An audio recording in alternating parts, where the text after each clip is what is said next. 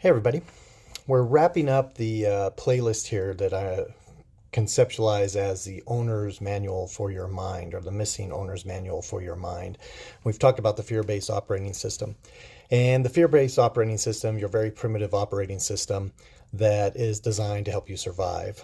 Now, as we age, we continue to age. We're now in the list here, in our playlist here, we're now into our school age, adolescence, adult life. The fear-based operating system is still our dominant operating system. However, it starts to make a very substantial error as we move into those periods. Increasingly through those periods, we are in a world that is dominated by language. So the external threats to us are relatively small and limited.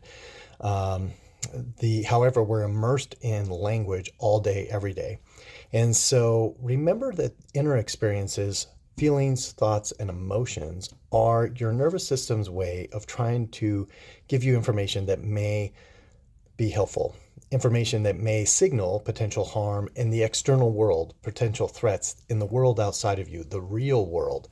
And so those are alarm-based systems that are giving you information that may be helpful, that may clue you into threats in the external environment around you. However, as we mature and we're immersed more and more in this very verbal dominated environment with limited external threats, that fear-based operating system now starts to make the error of reacting to these inner stimuli as if they were the external threats that they're trying to warn you about.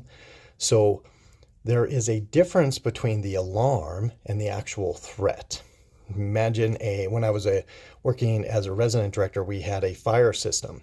And the fire system was very sensitive. However, that meant that sometimes we had trouble alarms. Now, trouble alarms are not real alarms. It's not necessary that we evacuate the building. Trouble alarms are, there may be something that needs your attention. And so then we would send a staff member to those zones. We usually had like a 2-minute lead time once the trouble alarm started going off. We'd send staff there to see if there was an actual fire. If there was an actual fire, then we can trigger the full-on alarm and clear the building. If there wasn't an actual fire, then we would communicate back and we would just silence the trouble alarm and reset the system. In this fear-based operating system, the trouble alarms, the inner feelings of feelings, thoughts, and emotions are starting to be interpreted as if it is an actual fire. And the nervous system then is responding to it as if it is an actual fire. And I refer to this as the innocent misunderstanding.